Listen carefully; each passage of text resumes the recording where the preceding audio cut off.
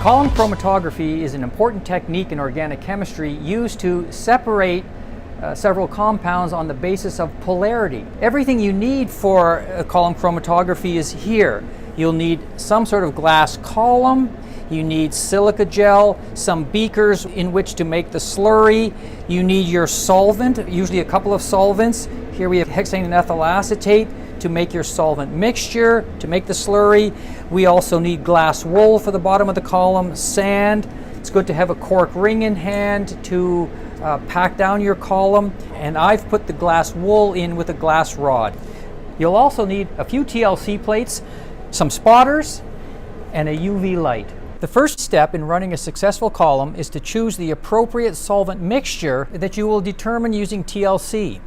In the example shown here, we want to separate a mixture of this ketone from this alcohol. The ketone is nonpolar, the alcohol is polar because of this hydroxyl group. So we ran 4 TLCs. The first one we ran in pure hexane, this mixture of compounds. And hexane, being nonpolar, does not push the material up the TLC plate very far, so both spots appear at the bottom. This is unsatisfactory.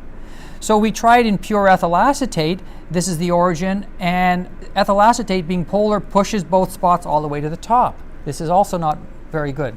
So we try 1-to-1 mixture of hexane and ethyl acetate in our TLC chamber, and this puts our spots, they're separating, but they're a little bit too far up. So we want to bring these spots down. We add a little bit more hexane, so in 2-to-1 hexane ethyl acetate, the spots are a little further down the plate and well separated. The top spot is the nonpolar spot, which is the ketone.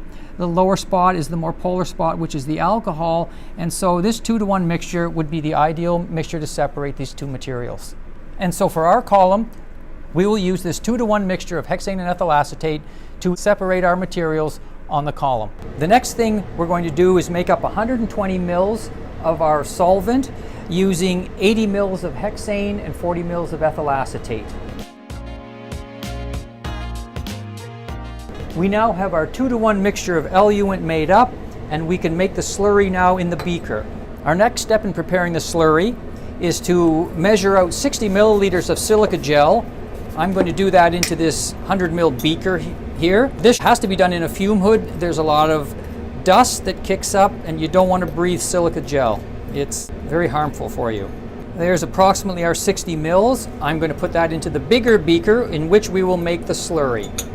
Now we pour in our 2-to-1 mixture of solvents into the bigger beaker and mix it.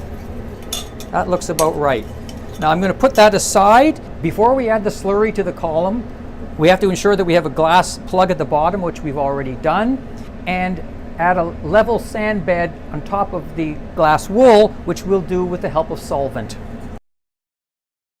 We've used about 15 or 20 mils of solvent. I'm now going to put the sand in through the top.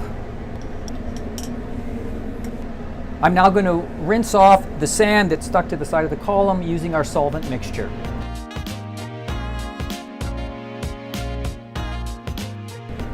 Using a plastic funnel, we pour the slurry into the column.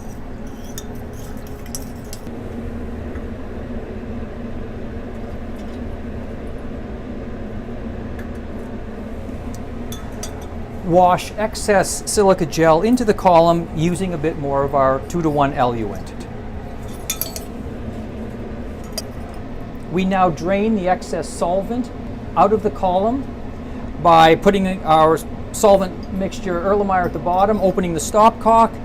This will bring the solvent level down eventually to the top of the silica gel. This is probably the most time-consuming portion of setting up the column.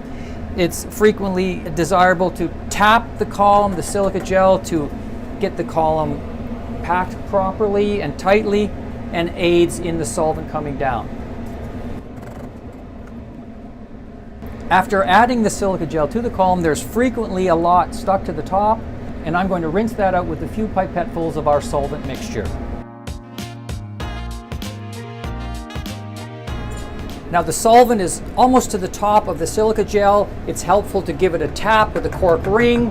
This just helps the silica gel pack a little more which gives an optimum result for the column chromatography.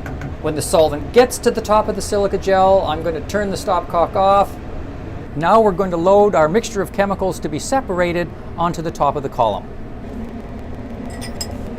I'm going to put the pipette as far down into the column as possible and let the compound drip down the side of the column just in one place, and it's now at the top of the column. It's important to pull the pipette straight out of the top of the column. Many students will start to take the pipette out and move it too quickly, breaking the pipette, and the glass tube will go down to the top of the column. Now we're going to resume running the column by opening the stopcock. The first 20 to 30 mils of solvent will not contain our compound, so we can let it run back into our solvent mixture. Our mixture of compound that we've added has come to the top of the silica gel. We have to start to add our eluent, our 2-to-1 mixture, onto the top of the column. I've added 1 pipette full. I'm going to run that through. After this little bit of solvent has gone into the top of the column, we're in the position to add more of our eluent to the top of the column. This is an important step because it ensures that the column bed is not disturbed. The more solvent we have up here, the more weight there is pushing the material down, the faster our column will run. This also ensures that the column never runs dry. We won't start collecting our fractions until the colored material is at least 3/4 of the way down the column. So we've got a few minutes to go.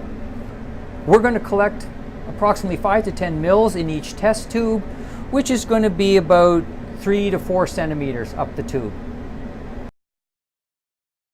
Our column has run as expected. We've collected 10 fractions, and now we're going to quickly survey these fractions to see if we can find the compounds of interest in them. We'll take a spotter and spot every second tube onto a TLC plate like this, look at it under UV in order to determine in which fraction we'll see our compound.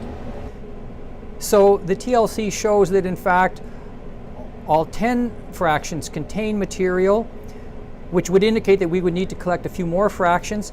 But what it also says is that, for example, the middle fraction, that would be fraction 6, that is worth TLCing to see whether that is compound A or compound B, the polar or the less polar compound.